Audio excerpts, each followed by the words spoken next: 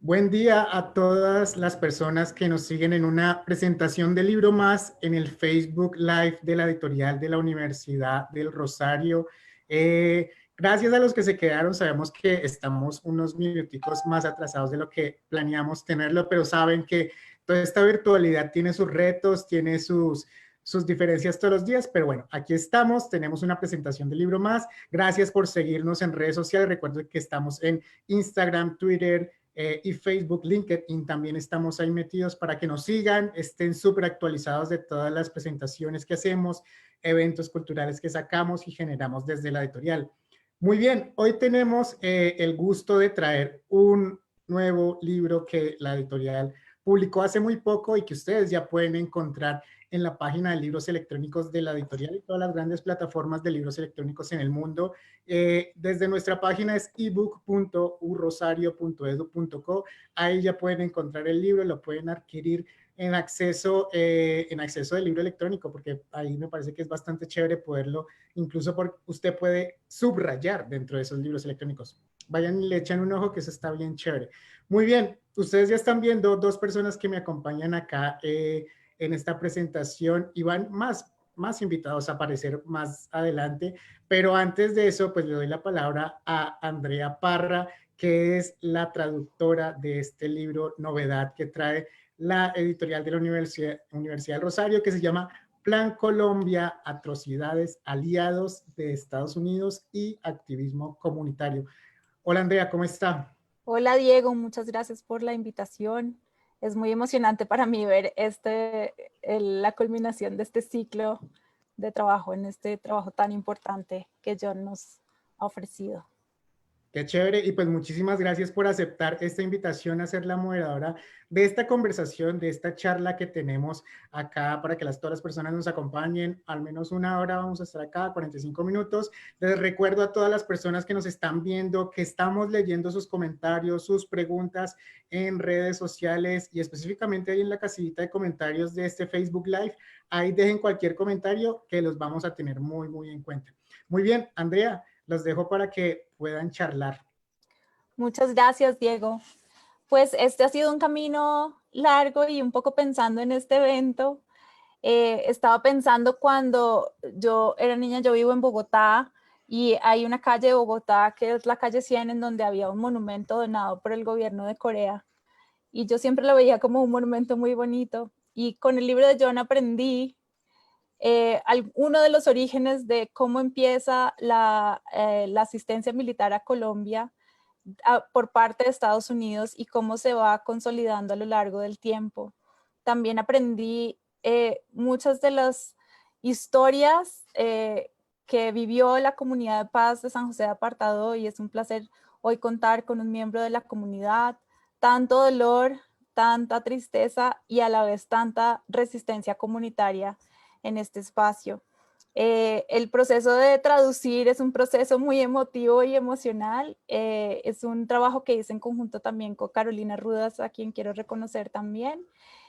Y muchas veces tuve que pararme del escritorio de la indignación y de la tristeza de país que genera conocer tantas cosas. Creo que además este es uno de los trabajos de investigación más comprensivos que yo he leído en mi vida en realidad. Es un trabajo de hormiga encontrar toda la información que compiló John y desde muchas fuentes, tanto de Estados Unidos como de Colombia, de activistas, de autoridades gubernamentales, de documentos oficiales. Y la verdad es un trabajo muy potente, muy hermoso y que creo que todas las personas en Colombia, en Estados Unidos y en todos los lugares en donde el tema de militarización y el impacto que tiene en la comunidad deberíamos conocer. Realmente fue muy emocionante para mí. Me siento muy honrada de haber participado en ese trabajo y la verdad aprecio muchísimo que podamos en este momento tenerlo gracias a la Universidad del Rosario en español. Y pues sin más, quiero darle la palabra a John, eh, que tiene una larguísima trayectoria en trabajo en derechos humanos. Es el autor de este libro que se llama Plan Colombia, Atrocidades, Aliados de Estados Unidos y Activismo Comunitario. Él vive en Estados Unidos y tiene gran experiencia de trabajo en paz en México, en Guatemala, en Colombia, y conoce muy a profundidad estas dinámicas de intervención por parte de Estados Unidos en Latinoamérica. Entonces, adelante, John. Pues muchas gracias, Andrea. Yo también muy emocionado por este momento. Buenas tardes, a pesar de los hechos catastróficos en el mundo de hoy. Estoy muy, muy agradecido de estar con ustedes en este espacio virtual y agradezco a la editorial de la Universidad del Rosario, a las personas increíbles que van a hablar en un momento, a Andrea como traductora y moderadora, y a ustedes del público. Somos comunidad. Yo soy un gringo. Mis antepasados llegaron al continente con los puritanos en el siglo XVII y conscientes de los enormes daños que ha hecho Estados Unidos y la larga historia de resistencia de sus pueblos, yo siento una profunda conexión con mi país y también una responsabilidad para reparar y para aportar al cambio de su curso, de su camino. Este libro se desarrolló en dos trenzas de historia y de análisis, la de arriba y la de abajo. Arriba están los helicópteros que representan la inversión más alta de Estados Unidos en la guerra en Colombia y fueron usados para hacer tours para oficiales de Estados Unidos en sus visitas. Siempre operan desde arriba, así como los satélites que guiaron las bombas sobre los campamentos guerrilleros. Las personas que operan desde arriba tienen un conocimiento importante que puede ser frío y desligado de sus consecuencias en el terreno. Así que el libro narra la relación militar entre Estados Unidos y Colombia, especialmente durante el Plan Colombia desde 2000 a 2010, y su impacto en las violaciones de los derechos humanos cometidas por el ejército colombiano durante ese periodo. También tiene la perspectiva de abajo, y los que trabajan desde abajo tienen una experiencia visceral que puede crear una comprensión más profunda, una capacidad afectada por el trauma o ambos. Las perspectivas desde abajo son tangibles, particulares, vividas. Están preocupadas por las amenazas inmediatas, por los individuos y las parcelas de tierra. Las perspectivas, al contrario, que operan desde arriba, son más abstractos y tienen un nivel macro y usan palabras como democracia y reforma judicial y acrónimos para entidades burocráticos.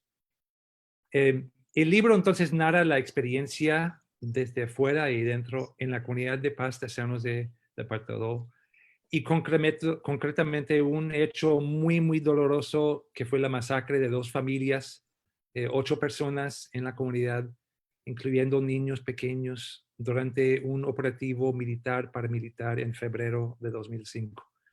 Esto es la narrativa del micro, desde abajo.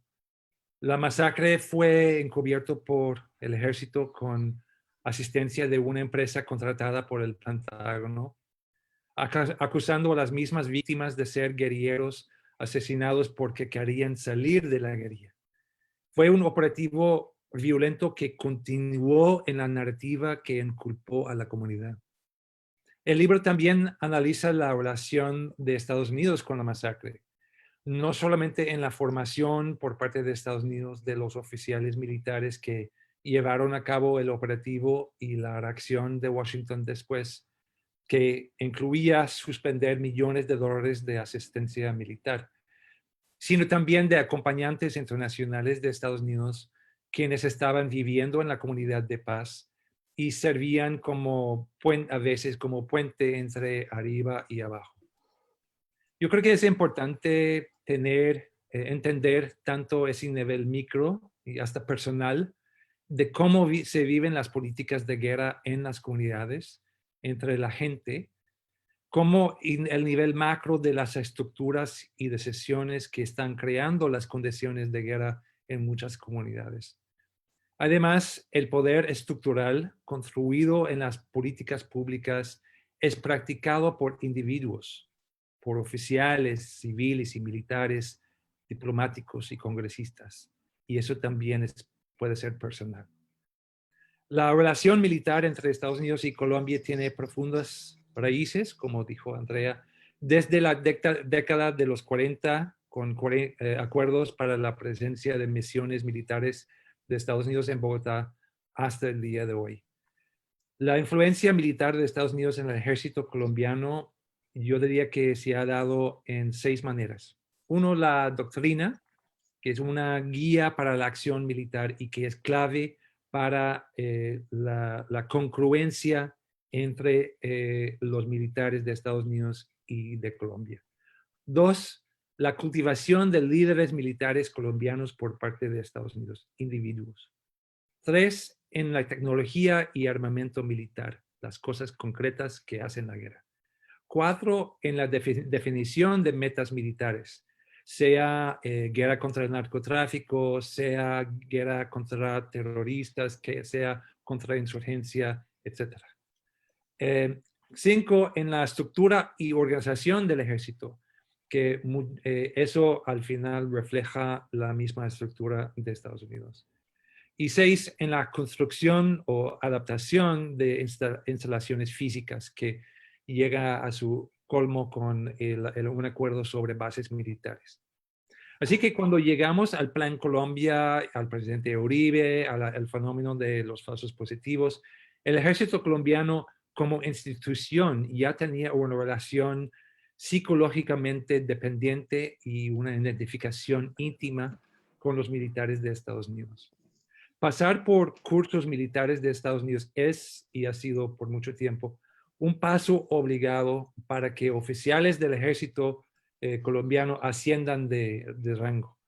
Normalmente una mayoría de los comandantes de brigadas y divisiones del ejército han recibido un curso de la Escuela de las Américas, que es un centro de formación militar para oficiales latinoamericanos de los Estados Unidos. Esto incluye comandantes de brigadas como la 17ª en Urabá, que no reciben asistencia de Estados Unidos en la actualidad. Miremos, por ejemplo, el caso de Jaime Castillo, el hermano de Jacqueline, que va a hablar en un momento, quien fue asesinado por miembros de la Brigada Móvil 15. El coronel Santiago Herrera Fajardo era un comandante de un batallón en Arauca en 2003, cuando trabajaba con las Boinas Verdes de Estados Unidos, quienes entrenó a 500 miembros de su batallón. Siguió como instructor durante un año en la Escuela de las Américas en 2004.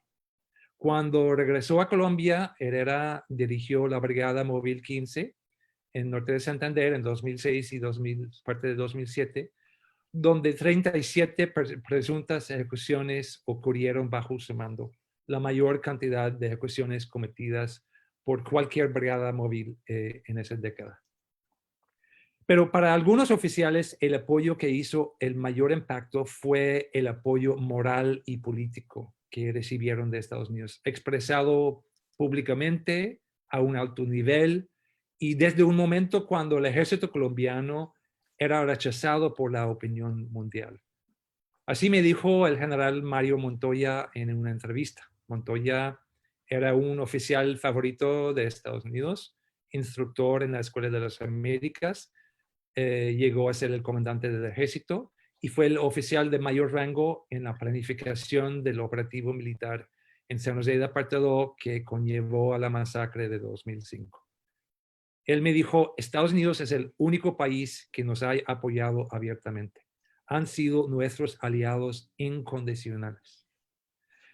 Pues mucho se habla de la instrucción directa de Estados Unidos en doctrina o hasta en tácticas que incluían en su momento la tortura o las ejecuciones extrajudiciales en manuales de interrogación, pero mucha de la influencia e impacto de Estados Unidos se hace al empoderar violadores de los derechos humanos, en legitimizarlos. Lo mismo sucede hoy. El año pasado se reportó la violación de una niña de la comunidad Nucacmacu en Guaviare por parte de 8 militares del batallón Joaquín París en la Brigada 22ª, comandado por el coronel Norberto Salgado. Y el coronel Salgado estuvo en la Escuela de las Américas por un mes en 1993. En Colombia yo diría que nunca ha habido una reflexión interna en la institución del ejército del por qué había llegado a asesinar a miles de jóvenes quienes no tenían nada que ver con la guerra, aparte de aportar a las cifras de bajas del Estado. Al contrario, los oficiales del ejército niegan la existencia del fenómeno de falsos positivos bajo la tesis de la guerra judicial, de que el enjuiciamiento de estos actos como delitos es el resultado de una estrategia de la guerrilla para hacer a través de acciones judiciales lo que no pudieron lograr en el campo de batalla. Mucho menos ha habido esa reflexión en Estados Unidos. La asistencia militar de Estados Unidos a Colombia y en particular a Plan Colombia hoy sirve y seguirá sirviendo como el principal modelo para la estrategia militar de Estados Unidos en el extranjero. La llegada de otra unidad de 50 militares de Estados Unidos en medio de la pandemia para entrenar a militares colombianos es un ejemplo de eso. También el uso de militares y fondos de Estados Unidos, militares colombianos y fondos de Estados Unidos para entrenar a militares de otros países. Termino con la conclusión del libro. La narrativa del éxito de la política estadounidense en Colombia, a pesar de la evidencia del desastre en materia de derechos humanos, es aún más crítica, ya que hoy en día Estados Unidos es cada vez menos capaz de determinar los resultados en lugares alrededor del mundo donde ejerce fuerza militar. La visión de la intervención estadounidense en Colombia como modelo no es un buen augurio para los resultados de la asistencia militar estadounidense en otros conflictos. El Plan Colombia no será el último compromiso multimillonario de Estados Unidos de hacer la guerra a través de la asistencia a las fuerzas militares de otras naciones. En tanto, quienes se encargan de formular políticas de Estados Unidos apoyan a los actores que ellos consideran los buenos. Muchos resultados de esa asistencia han implicado a Estados Unidos en crímenes cometidos contra civiles. A pesar de ello, el excepcionalismo de Estados Unidos lleva a la mayoría de las personas en Estados Unidos, especialmente los que están arriba, a pasar por alto, a olvidar o simplemente a nunca preguntar sobre esas implicaciones. Las opciones desde abajo son considerablemente más amplias. Construir, conectar, acompañar, resistir, investigar, contar nuestras historias, escuchar, abogar, sanar, crear proyectos de vida. Quienes trabajan desde abajo también podemos intentar acceder y aprovechar el poder ubicado arriba, especialmente para afectar las condiciones de comunidades locales, grupos y individuos específicos, como los que van a escuchar en un momento. Pero aquí, donde vivimos, está el suelo para nuestro futuro y el terreno desde el cual construimos relaciones saludables entre nosotros y entre nuestros pueblos. Ahí lo dejo y espero conversación después. Muchas gracias, John. Creo que ofrece un panorama muy importante y en todo esto de las conexiones transnacionales, en este momento en que Estados Unidos está debatiendo cómo desfinanciar la policía para evitar la violencia policial, creo que no podemos dejar de lado la discusión sobre cómo desmilitarizar nuestras comunidades, especialmente en un contexto colombiano en que ya está en acuerdo de paz, pero sigue siendo altamente militarizado. Te agradezco por esa intervención y ahora tengo el honor de presentar a Roviro López, que se está conectando a esta sesión. directamente desde la Comunidad de Paz de San José de Apartadó, y él es un miembro del Consejo Interno de la comunidad. Entonces le paso la palabra a Roviro. Si puedes encender tu cámara y tu micrófono, por favor.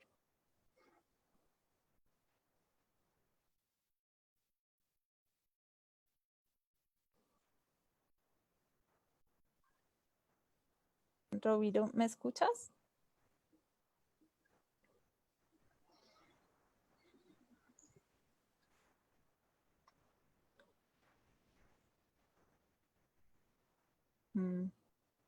Vamos a contactarlo por teléfono y entonces, mientras resolvemos este problema, voy a pasarle la palabra a Jacqueline Castillo, que es también miembro, representante legal de la Asociación de Madres de los Falsos Positivos de Soacha y Bogotá. Creo que no hay palabras para describir ese dolor de perder un hijo, y además, como el libro lo describe, la indignación de que luego acusen a un hijo asesinado de estar en un grupo armado sin que eso fuera cierto.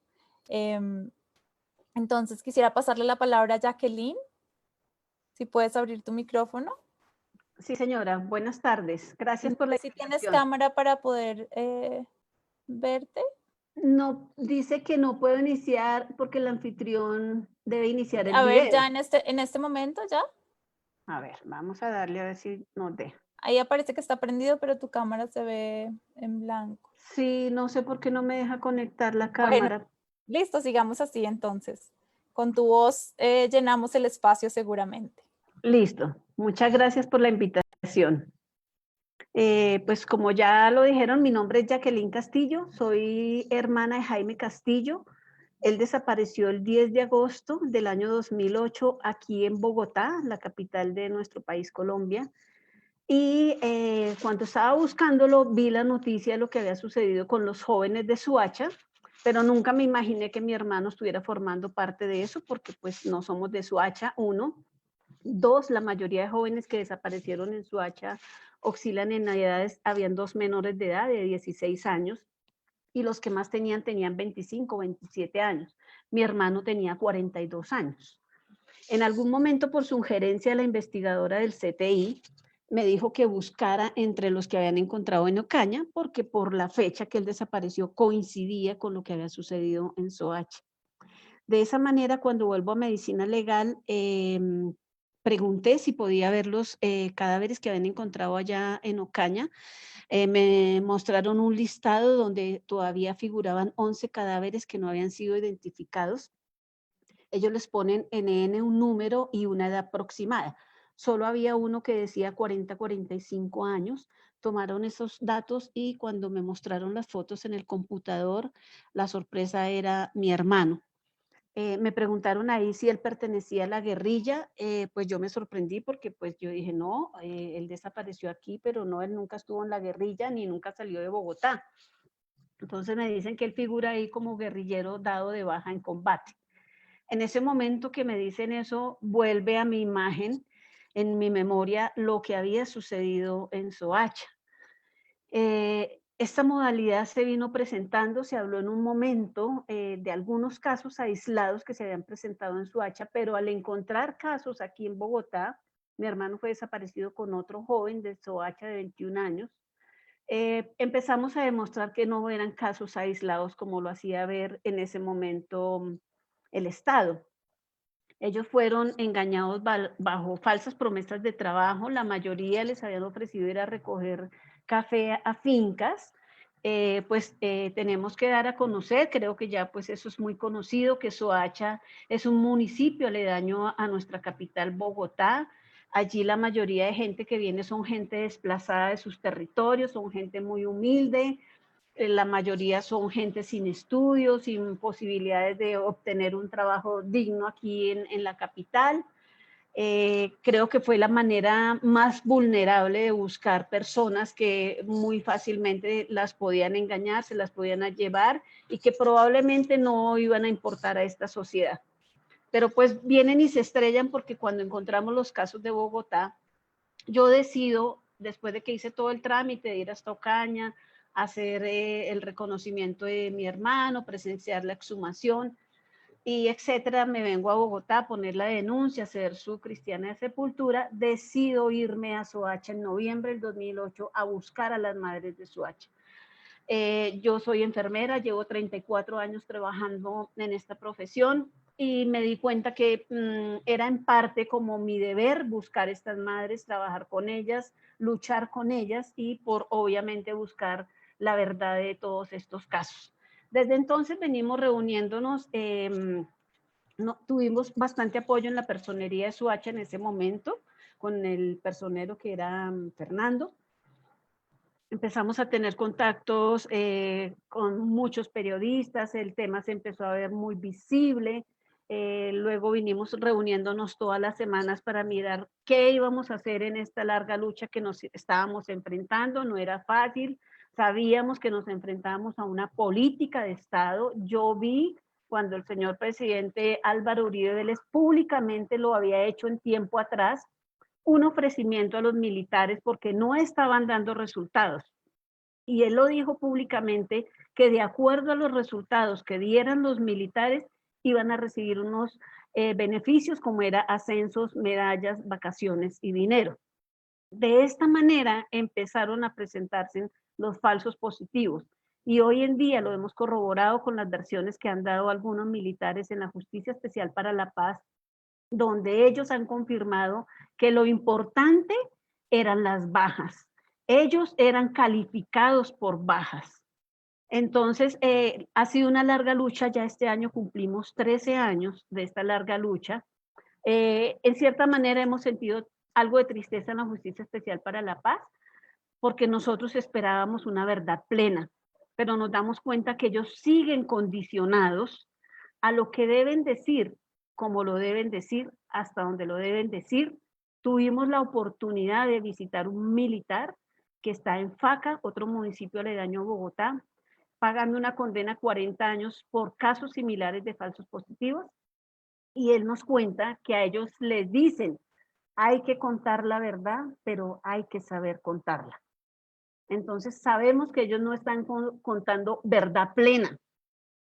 Tuve la oportunidad de ir hace, creo que es como 6 o 8 años allá a Washington. Estuve en un evento ahí en Washington, que de esa primer visita que yo hice allá en representación de las madres de Soacha y los casos de falsos positivos de Colombia, obtuvimos el primer recorte del presupuesto que hace Estados Unidos a Colombia. Eso fue visible. Y el año pasado tuve la oportunidad de volver a Washington, estuvimos en el Congreso, reunión con algunos senadores, y posterior a esta reunión había una magistrada conmigo allá en la JEP que a ella le prohibieron desde acá entrar a esa reunión, pero tuve la oportunidad de hablar con ella antes de entrar a la reunión y ella me contó que le habían prohibido entrar, pero me dijo, la situación es esta, aquí sabemos y no es oculto para nadie que quieren acabar con la JEP. Yo expuse toda esta situación allá, a nosotros nos interesa que la JEP siga funcionando porque nosotros queremos conocer la verdad. Y entonces después de esta reunión, el resultado es que el apoyo que envía Estados Unidos nuevamente a Colombia, hay un porcentaje que va para que la JEP siga funcionando. Y nosotros queremos que la JEP siga funcionando, porque ya que en los 12 años que llevábamos de audiencias en la justicia ordinaria, no veíamos avances, nosotras no podíamos opinar absolutamente nada, si hablábamos algo ahí mismo nos sacaban de las audiencias. Aquí en la Justicia Especial para la Paz hemos sido escuchadas y hay militares que han aportado, pero no hemos podido llegar a donde nosotros queremos llegar, porque sabemos que esto venía de los altos mandos. Si hubiese sido de soldados de bajo rango, simplemente los destituyen y se acaba el problema. Pero esto venía de los altos mandos. Y la última audiencia que estuvimos con Mario Montoya, que creo que ha sido la más desastrosa, donde él vino a decir que los soldados eran unos ignorantes, maleducados, de estratos bajos, que habían tenido que enseñarles a usar el baño, a usar los cubiertos. Viene hoy en día a lavarse las manos en los soldados, cuando ellos recibieron los mejores beneficios. hemos tenido contacto con paramilitares que están presos en este momento y nos han contado ellos cómo ellos con el ejército sí había alianza y ellos les entregaban muertos al ejército para que los presentaran como dados de baja en combate. Les daban dinero y el ejército les daba vía libre para seguir delinquiendo, para poder seguir sacando droga del país. Todo esto lo hemos, a través de estos años, hemos ido conociendo todas estas historias. Nos han buscado víctimas de otras partes de todo el país. Me da miedo hablar por temor, por amenazas. De las cárceles me han contactado militares, paramilitares. Y nosotros queremos que la Justicia Especial para la Paz siga avanzando porque queremos saber la verdad. Puedo contarles hasta ahí esta parte. Muchísimas gracias, Jacqueline. La verdad es que es muy poderoso y también en este contexto de pandemia hemos visto también la forma en que las madres de Soacha y Bogotá han estado muy activas, continuando con las denuncias porque esta historia no cambia con el tiempo y la lucha sigue. Entonces, lo importante es poder mantener el espíritu de solidaridad entre quienes podamos contribuir a esta labor. Tengo a Roviro en el teléfono, desafortunadamente su conexión ha sido bastante limitada, que eso también es una cuestión de equidad en nuestro país. Las comunidades rurales y marginadas en este momento de pandemia además quedan más aisladas por la falta de acceso a tecnología. Entonces voy a poner el micrófono en la voz de Roviro, que como mencioné es miembro del Consejo Interno de la Comunidad de San José de Apartado, Comunidad de Paz de San José de Apartado, quien va a comentarnos un poco también la situación de la comunidad y cómo lo relaciona con este trabajo de John. Entonces, perdón un momento, vamos a hacer un ensayo de sonido. Roviro, si puedes hablar.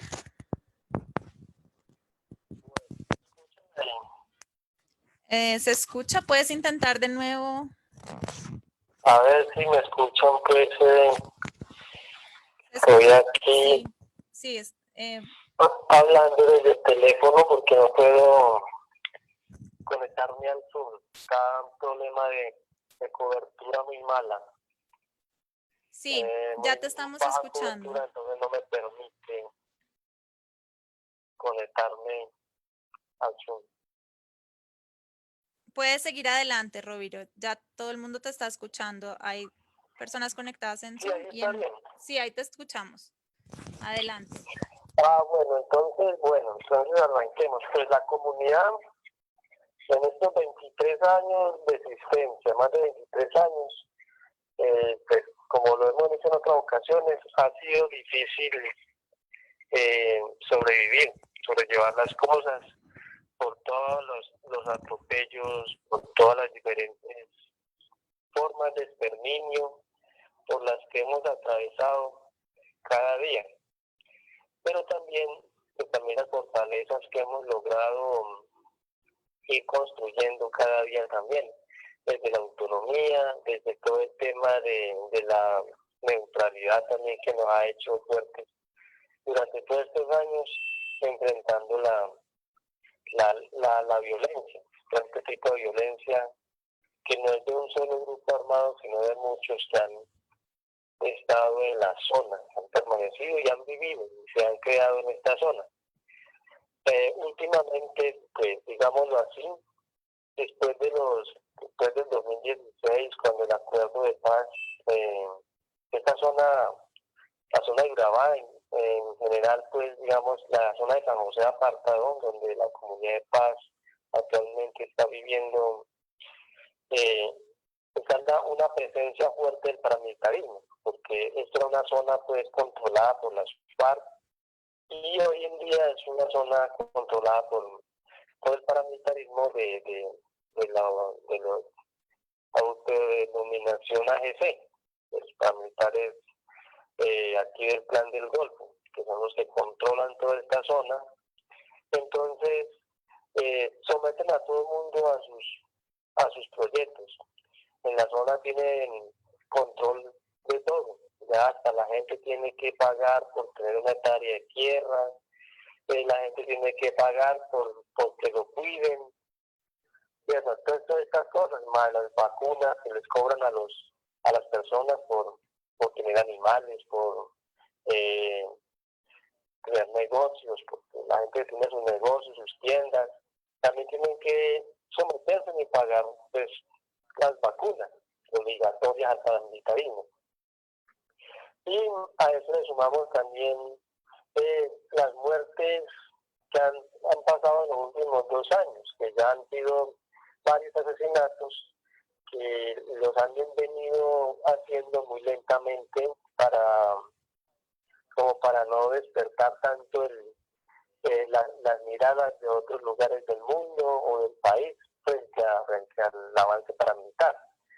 Han estado matando muy lentamente, entonces eso es muy preocupante, y aparte de eso, que están reclutando también muchos menores de edad. Tenemos que estar reclutando menores de edad y también gente mayor de edad. Pues muchos mayores de edad pues se van por su voluntad.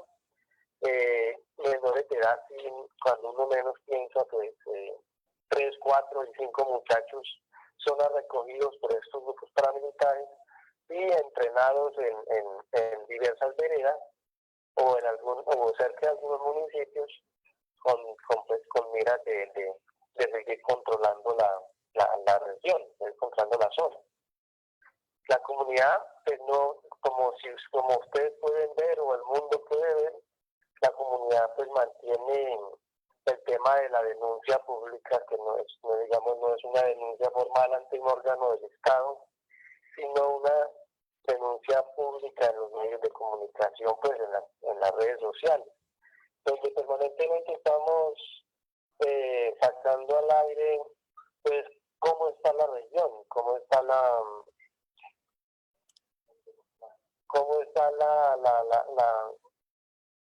situación, la coyuntura, lo que estamos viviendo, los atropellos, que cualquier persona pues puede visitar la página de la comunidad y ver cómo van saliendo pues nuestras súplicas al mundo, a la gente que la pueda leer, conocer y saber de lo que está pasando. Y eso lo juntamos a toda la situación que se está viendo en el país. Pues recientemente está la masacre de Tutumito, allí en zona rural de Cúcuta, que también es muy doloroso que sucedan estas cosas, que la gente en las regiones por defender sus territorios, defender su forma de vida. Entonces preocupa porque el gobierno es ciego y sordo frente a todas estas cosas, a pesar de que hemos intentado de muchas formas visibilizar. La misma Defensoría del Pueblo ha hecho muchas alertas tempranas, tanto para esta zona como también para otras zonas del país donde están sucediendo todo este tipo de barbarie. Hoy en día, ya con el tema de la pandemia, pues todo ha sido bastante controlado, más controlado que antes. El paramilitarismo está en el campo, en las veredas, están controlando y forzando a la gente que no puede nadie puede traerse ni un familiar de la ciudad. El que lo haga tiene que pagar grandes multas o es amenazado. O sea, los mismos paramilitares están haciendo el trabajo que debería hacer algunas instituciones del Estado, que es controlar para que la pandemia no se expanda. Pero lo que uno nota es que es todo coordinado. Aquí últimamente, por la pandemia, los que controlan indirectamente y los que hacen cumplir como las reglas del Estado son los paramilitares, que son los que están pues al frente de todo esto. Ni siquiera la alcaldía, ni la fuerza pública, ni ninguna de las personas, ni órganos son los que están interviniendo en eso. Y lo otro, pues que la misma fuerza pública aquí en Urabá, digamos la Brigada 17, es la que más contagiados tiene, o sea, más enfermos, más dificultades, y son los que más patrullan esta zona, pues se mantienen aquí en San José, cerca del asentamiento de la Comunidad de Paz, y son los que tienen más el riesgo de contagiar a otras personas. Toda esta vivencia de la comunidad que en estos años ha vivido, también podemos sacar el momento de dar a John, porque también se ha gastado la vida todo este tiempo que conoce la comunidad, se ha gastado el tiempo para sacar, para aprender y para enseñarnos a nosotros todo lo que se hace para construir pues un modelo de paz. Y que salga públicamente hoy en día, pues que salgan públicamente libros, historias, cosas que enaltecen, digamos así, que sacan por alto la existencia, los trabajos, la forma de construir. Para nosotros es un orgullo que podamos contar con porque en Colombia, pues, si hablamos del Plan Colombia, ya todo el mundo sabemos cuál es el Plan Colombia que el presidente, los presidentes, y que salga una versión del Plan Colombia con las realidades, con las cosas reales que están pasando con cada una de las regiones, lo que le ha pasado a la comunidad en todos estos años, con las historias reales de las comunidades, de los asesinatos, de todas esas cosas, de los mínimos castigos que se le ha puesto al Estado por la incapacidad, por ser incapaces de cuidar realmente las comunidades, ¿cierto? Entonces, una mirada crítica frente a todo esto que se está viviendo en el país. El gobierno no le ha interesado nunca esta vida, la que vivimos nosotros en el campesinado, sino la que ellos puedan vivir, lo que se puedan sacar en recursos y los amigos que se puedan recoger en todo el mundo para crecer y para ser grandes y tener historia. Pero la realidad la vivimos la gente que vivimos en el campo, y que personas del mundo puedan y tengan esa fortaleza y ese valor para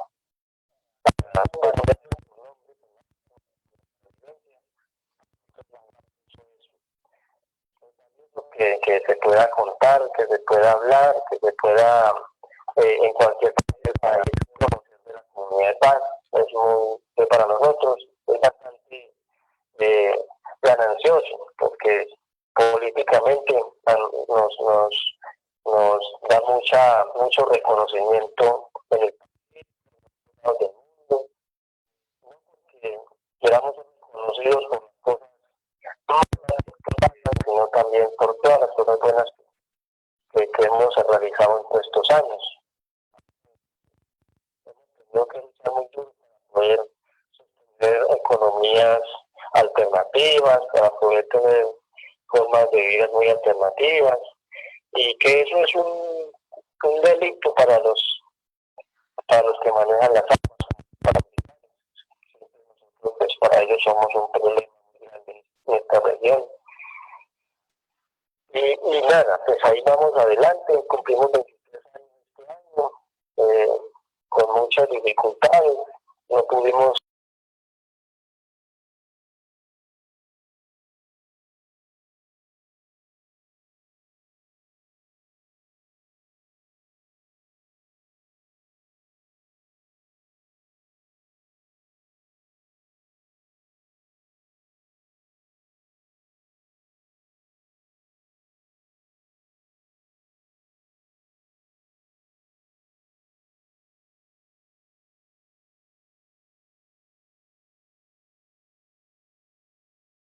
personas importantes que realmente sienten el amor de la gente, de las cosas. Lo hacen desde lo más profundo de sus vidas para la búsqueda de esa forma de vida realmente buena. Roviro, muchísimas gracias por esa intervención. Es muy importante poder escuchar a las personas que han sido directamente impactadas por esta violencia histórica y por todas estas fuerzas que han tratado de reprimir el activismo comunitario, pero 23 años después la comunidad sigue fuerte, sigue fortaleciéndose y sigue también contando con la solidaridad tanto nacional como internacional. Yo creo que en Colombia aún nos falta mucho por aprender sobre los logros de la comunidad. A veces da la sensación que les conocen más a nivel internacional y es muy importante que nuestro deber como copatriotas y ciudadanas de este país sea también aprender de estas historias locales en un país tan centralista como el nuestro, en donde a veces todas esas historias de otros lugares fuera del centro quedan invisibilizadas. Y quiero pasarle la palabra a nuestro último comentarista, que es una persona muy reconocida en su trabajo, es Carlos Beristain, médico, psicólogo, investigador de violaciones de derechos humanos y miembro de la Comisión de la Verdad. Carlos, te voy a pedir el favor de prender tu cámara para que pueda verte todas las personas. Te agradecemos tu presencia en este espacio. Bueno, gracias, Andrea. Bueno, gracias a Jacqueline y a Rodrigo también por su testimonio. Y bueno, un placer estar con ustedes. Gracias, John, por la invitación también a presentar, a estar acompañándote en la presentación de tu libro, ¿no? Bueno, gracias también por el valor, ¿no? Por la valentía de hablar de estas cosas, ¿no? Que son difíciles, que son siempre complicadas, y también por el cuidado con el que está hecho, ¿no? Es un libro cuidadoso, que tiene metodología, que tiene buen análisis, que tiene buenas descripciones, que tiene muchos datos, ¿no?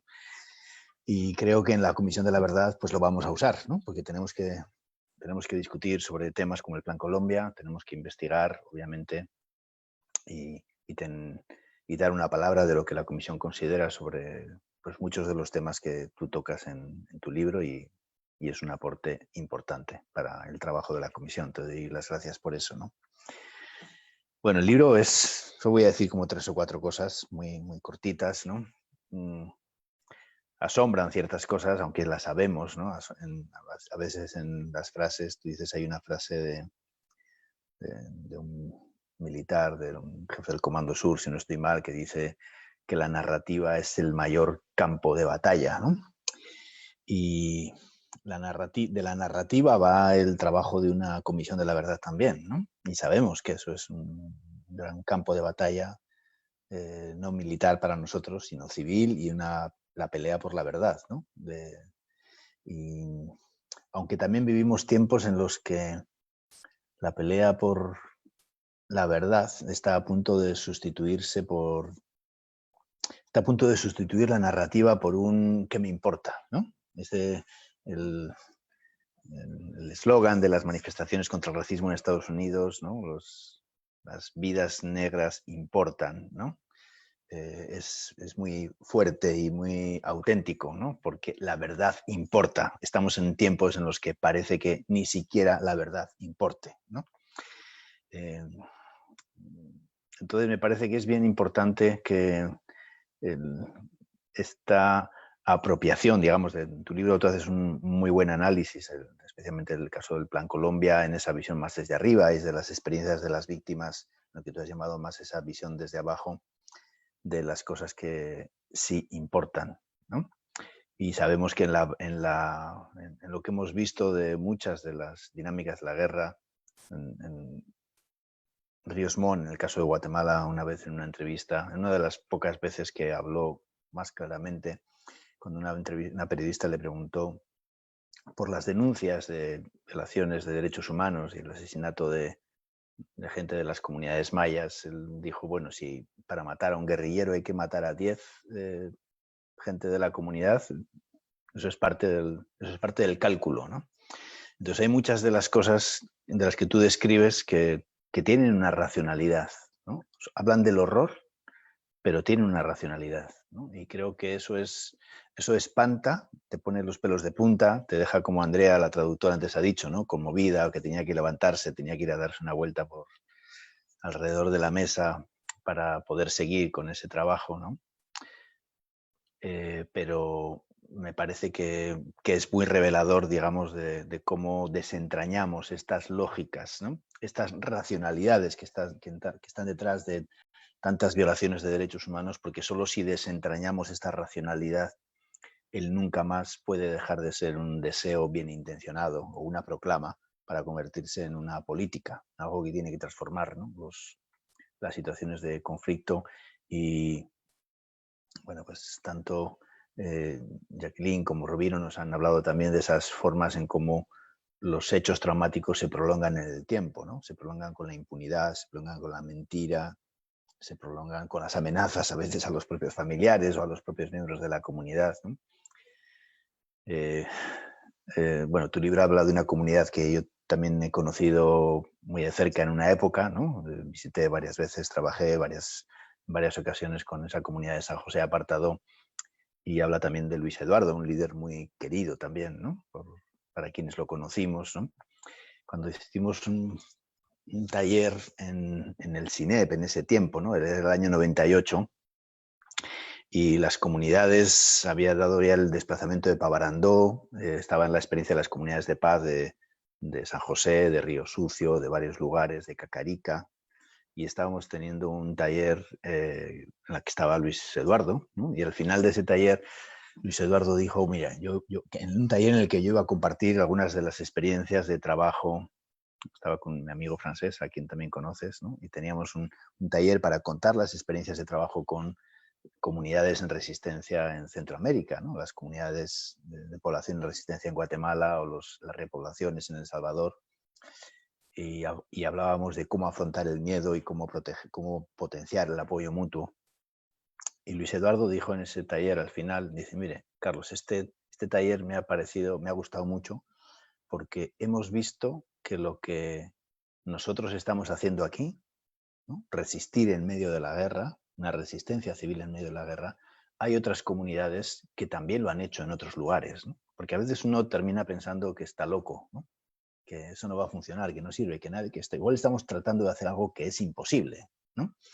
Y el hecho de ver que eso sí es posible, ¿no? Que otras comunidades en otros lugares han hecho algo tan loco, tan audaz y tan digno y tan real como lo que estamos tratando de hacer aquí, como lo que ellos estaban tratando de hacer aquí, me parece que es una dimensión muy, muy importante de esta capacidad de apoyo mutuo y de este mirarse en un espejo de otros que te devuelve una imagen digna de ti mismo y también de un esfuerzo por la transformación compartida con otros sectores y con otra gente, ¿no?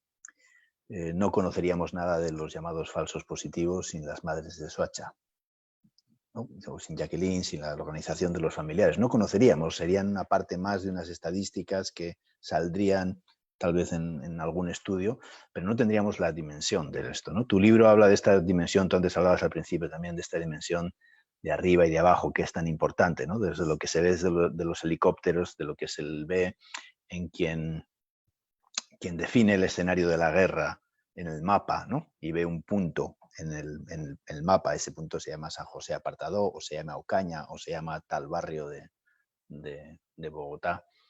Y la profundidad de lo vivido de la gente que está en los territorios y que sufre la experiencia, de los sobrevivientes, de los familiares, ¿no?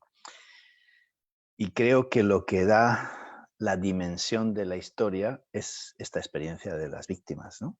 Lo que nos ha contado Jacqueline, lo que nos ha contado Rubiro, lo que hemos conocido de esas comunidades, lo que hemos compartido en algunos trayectos de la vida, es lo que nos da la dimensión de lo que estamos hablando, ¿no? Desde el mapa, desde el helicóptero, desde la distancia, no se entiende, no se ve la dimensión, ¿no? Uno puede ver, ¿no?, la extensión de cosas, pero la dimensión solo se ve desde esa perspectiva, desde abajo. Y te agradezco que en el libro incluyas eso, ¿no? Que no sea un análisis solamente de la dimensión de la asistencia militar norteamericana, del Plan Colombia, visto desde arriba, ¿no? Visto desde las cifras, ¿no? También es importante, porque saber que un soldado norteamericano, entre comillas, ¿no?, en términos económicos, en esa realidad, es $1 millón en un país ocupado, ¿no? Y lo que significa de más en términos de los costos en la salud y otras cosas, te ayuda a ver esa racionalidad que está detrás también de muchas acciones que se cuentan en otros lenguajes, ¿no? Bueno, solamente una cosa más para comentar, ¿no? Hace tiempo, ¿no?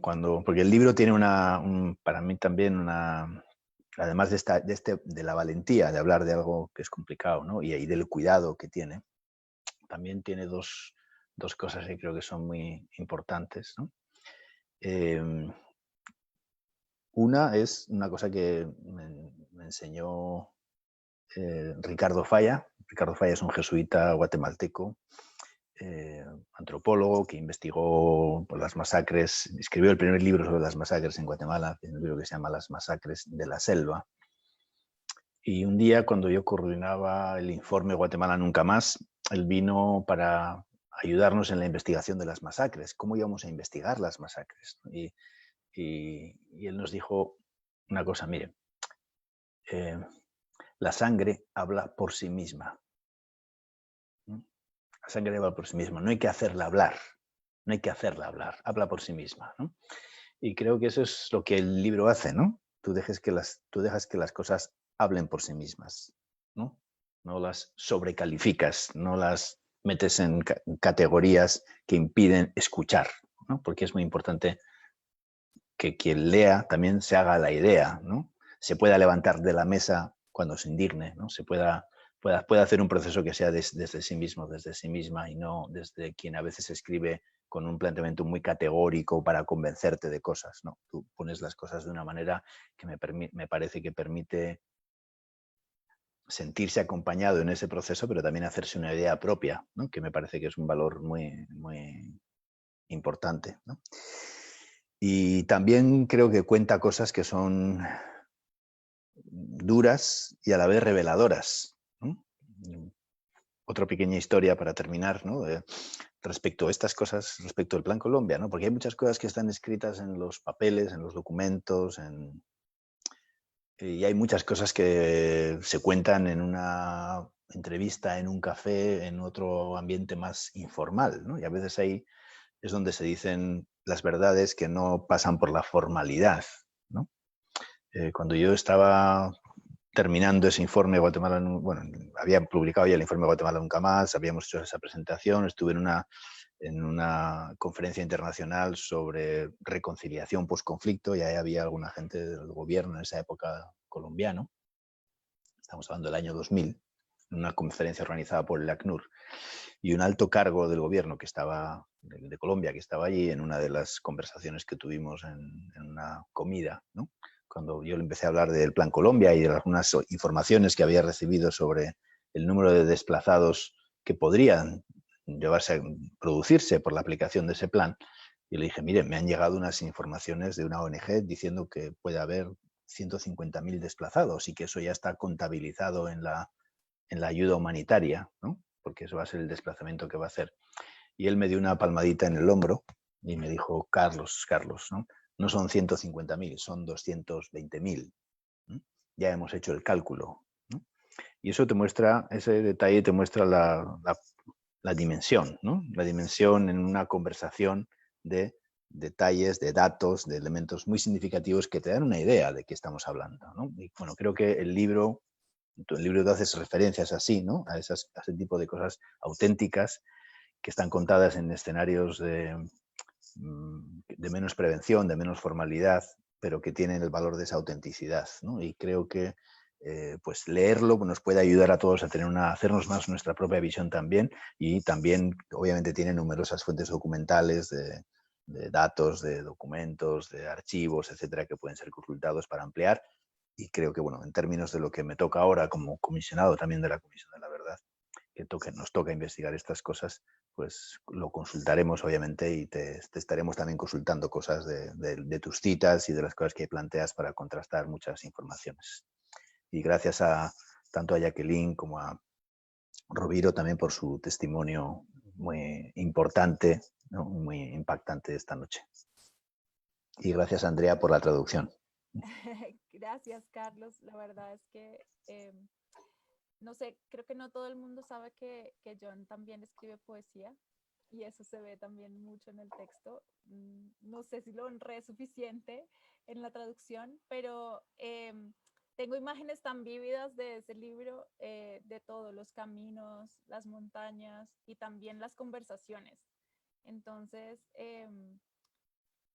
creo que como tú dices, es un libro, es una obra que realmente conecta desde un lugar muy emocional y a la vez muy racional, eh, porque yo sentía todo el tiempo como, ¿cómo es posible que yo no haya sabido todo esto desde antes? Quisiera pedirle a Carlos y a Jacqueline que prendan su video. Roviro creo que ya logró conectarse. Tenemos una pregunta hecha en redes de Camila Noches, que hace el comentario de definitivamente muy importante incluir en las discusiones académicas y no académicas a las personas de las comunidades, no solo como aporte extra, sino como parte fundamental de la construcción y vivencia de los sucesos y discursos. Este enfoque desde abajo, entre comillas, tiene que convertirse en una fuerte tendencia para la investigación social y la construcción de políticas. Y ella nos hace la pregunta, le hace la pregunta a John, profesor, ¿cómo ve los procesos de resistencia comunitarias en momentos de COVID-19? ¿Cuál es el reto más grande que ve? Roviro, no sé si es posible para ti activar tu cámara y tu micrófono. ¿Y esa pregunta fue para todos o para mí? Dice profesor, o sea que para ti. No soy Pero si profesor. alguien... Bueno, yo vivo en California y en los últimos 2 meses hemos vivido pues, unos momentos increíbles, muy difíciles, pero también pues muchas oportunidades porque se ha abierto esa herida del racismo y de violencia del Estado aquí en este país de una forma que yo creo que dentro de la pandemia ya está en la mesa, ¿no? Ya todo, no hay nada encubierto claro, hay mucho encubierto, pero en cuanto al fenómeno de la violencia racista del Estado, no se puede negar, no se la puede negar. Y eso abre también porque hay movimientos, hay mucha gente metiéndose en movimientos y el activismo para cambiar, no solamente hacer reformas en los márgenes de las estructuras esas, sino también al fondo. Pero sí tiene muchos retos porque estas estructuras están arraigadas a lo largo de mucho tiempo, de siglos podemos decir, pero también de décadas en cuando, por ejemplo, los policías tienen responsabilidades, tienen tareas, tienen dinero, tienen estructuras para hacer cosas que nunca deben hacer, ¿no? Y eso se mete a policías en lugares donde debemos estar la comunidad, debe estar otras agencias de servicios sociales. Y entonces eso es, tenemos la impresión de que tenemos una ventana que podría ser pequeña o corta, pero el trabajo es mucho más allá de un tiempo de un mes o varios meses. Hay mucho más que se puede decir, pero yo creo que sí estamos en un momento donde el país, Estados Unidos, podría ir fácilmente hacia el fascismo, pero también hay muchas energías, hay muchas fuerzas que están planteando algo que realmente es completamente diferente de lo que estamos. Gracias, John. Y qué bueno que en este momento, ya al final de nuestra llamada, podemos ver las caras de Jacqueline y de Roviro. Como ustedes están representando también importantes fuerzas de resistencia comunitaria, no sé si ustedes quisieran decir algo breve sobre cómo se está viendo esta resistencia comunitaria en tiempos de COVID y cerramos el evento. Bueno, pues muchas gracias. Un saludo muy grande a Carlitos. Creo que el año pasado estuvimos en un evento en Pasto. Muchas gracias y me encanta mucho verte. Realmente nosotros en este tiempo de pandemia, creo que fue muy conocido a través de las redes nuestro tapabocas, de quien dio la orden.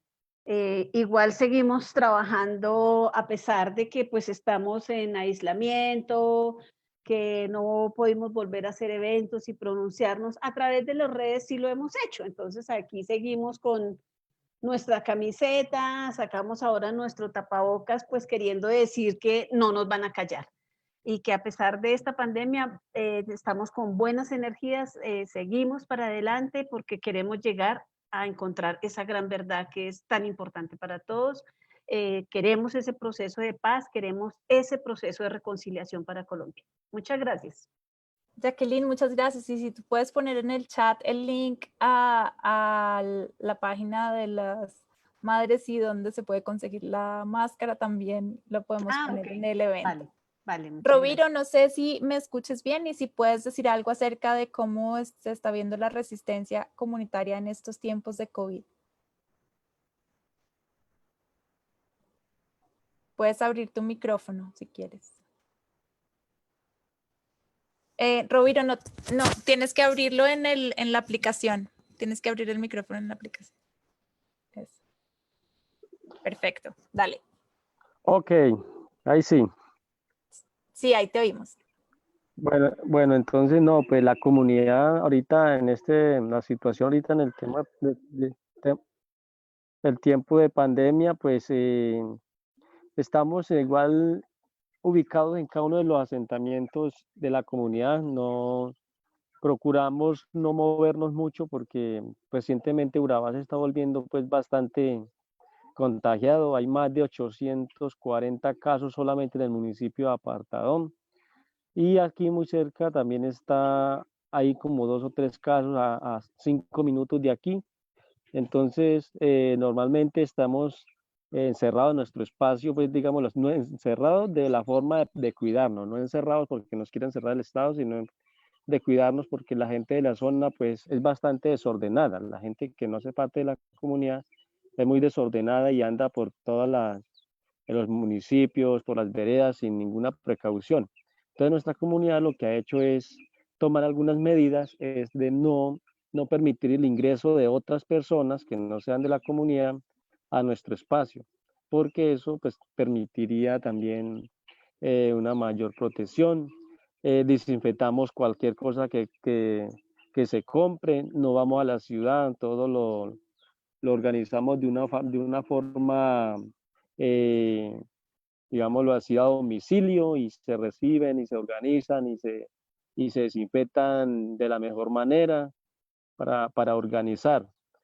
Y aparte de eso está el virus que siempre ha estado aquí en esta zona, que es el virus paramilitar.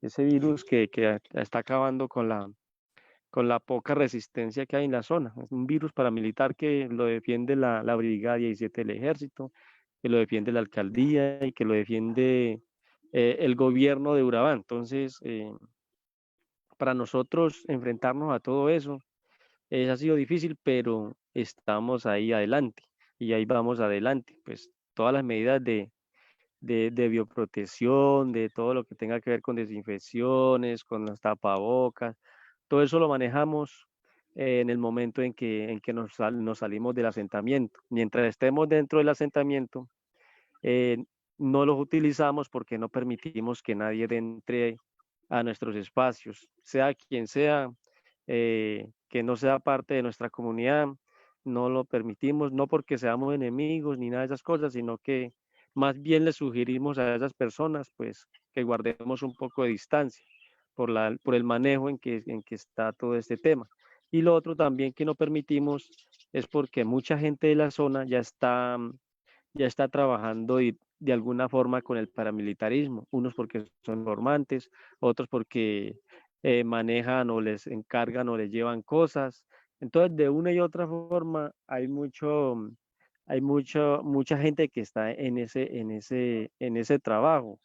Y mucha de esa gente nosotros no la conocemos. pues no conocemos el trabajo que hacen. Entonces, para uno evitar un poco, porque cada día salen más gente involucrada, cada día uno se da de cuenta que hay otras personas que también están involucradas en el paramilitarismo.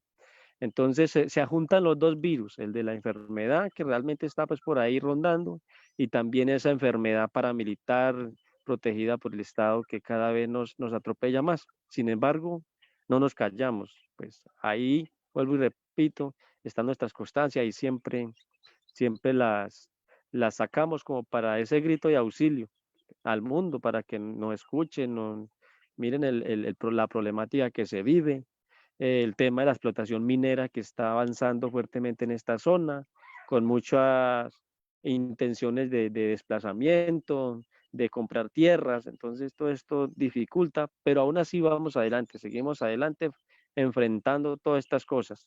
Lo más triste ahorita en la pandemia es que nos quitaron el acompañamiento físico internacional que teníamos. Primero contábamos con el acompañamiento físico de la gente de Ford, donde hizo parte John. Luego, con la pandemia, pues el acompañamiento aquí en terreno, que se contaba que era Operación de Colomba o Palomas de Paz de Italia, y la Brigadas Internacionales de Paz PBI, que también nos acompañaban, pues con esta pandemia, pues claro, el gobierno aprovechó porque hacía rato querían quitarnos ese acompañamiento de alguna forma desde hace 2 años, porque supuestamente con los diálogos de paz y con la paz que supuestamente ofreció Santos, no se necesitaba pues acompañamiento. Entonces, aprovecharon esto, lo sacaron el acompañamiento del país y ahora pues asesinan a Mario Pasiolla en San Vicente del Caguán. Es miembro del acompañamiento de PBI y hoy quien terminó pues su vida en la misión 2 de la ONU. Y eso pues un asesinato de alguna forma eh, cruel para el gobierno poder decir, mire que no hay seguridad, mire que no es el momento de que haya acompañamiento a las comunidades porque tal vez no hay garantías. Entonces, eso también lo enfrentamos aquí porque no tenemos, digamos, ese acompañamiento que tuvimos por 23 años sin que ningún día hubiera pasado, sin que tuviéramos presencia internacional en nuestra comunidad, como un tema de seguimiento, de protección, de acompañamiento.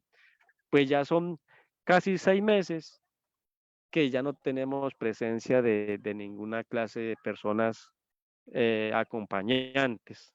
Y eso es otra dificultad, pero también hemos demostrado como comunidad que seguimos adelante a pesar de las dificultades y estamos fuertes, fuertes y como dice la compañera, nos ponemos el tapaboca no por la enfermedad, sino porque hay que demostrarle también a la violencia, al paramilitarismo, al gobierno, que no nos van a callar. Vamos para adelante y a pesar de las dificultades, un tapaboca no va a callar a nadie. Al contrario, siempre vamos a estar sacando las cosas, a estar pronunciándonos. Y eso es de mucho valor para las personas que así creen, que así lo manejan y que así lo vivimos. Muchas gracias, Roviro, por esa potente historia. Recuerdo una cita del libro que de hecho dice Luis Eduardo Guerra, que le preguntaron en un viaje que fue a Estados Unidos qué le daba esperanza y él decía, yo estoy trabajando es para poder tener esperanza algún día. Entonces, con esto y con ese mensaje de lucha, seguimos, cerramos este evento. Y John, si quieres hacer unas breves palabras de cierre. Muchísimas gracias a todas las personas que nos han acompañado el día de hoy. Pues solamente agradezco a las intervenciones de Jacqueline, de Roviro y de Carlos y de ti, Andrea. Los comentarios que están haciendo en Facebook, de pronto podemos responder después. Y a la editorial también, porque realmente la construcción de esta, o no es una construcción, es la compilación de estas verdades es un trabajo permanente, porque hay muchas cosas dolorosas que son en su primera instancia muy difíciles de sacar a la luz o de volver a poner en la luz. Y además hay fuerzas que no quieren que salgan a la luz. Y entonces yo creo que para nuestra propia integridad y también para construir algo que es de toda la sociedad, estas verdades son necesarias, son de mucho valor y aprecio mucho el esfuerzo de todos para poner todo esto junto para poder construir un futuro colectivo que sea más justo. Entonces, gracias. Muchas gracias, John. Y entonces a todas las personas que ven este video, su tarea es leer el libro. Eso es un deber del corazón, no de otra, no de una tarea. Y con esto damos por cerrado el evento. Muchas gracias a las personas que se conectaron y que están viendo el día de hoy. Muchas gracias. Dios los bendiga. Un abrazo grande para todos. Gracias, Jacqueline. Bueno. Si se quieren quedar en la Luego, llamada un momentico después de cerrar el evento público. Muy bien, muchísimas gracias, Andrea, muchísimas gracias a todos los invitados, profesor John, felicitaciones por ese libro, y a todas las personas que nos están viendo, recuerden que estamos haciendo normalmente, rutinariamente dentro del Facebook de la Editorial de la Universidad del Rosario, ciertas transmisiones en donde hacemos eventos culturales, en donde tenemos presentaciones de libro, estén siempre pegados en redes sociales. Si quieren buscar este libro, también ya les dejamos los dos links en donde pueden comprar el libro electrónico, ebook.urrosario.edu.co, ahí pueden buscar el libro y pueden leerlo todo en su acceso al libro electrónico. Bien, muchísimas gracias y nos estamos viendo en la próxima. Gracias.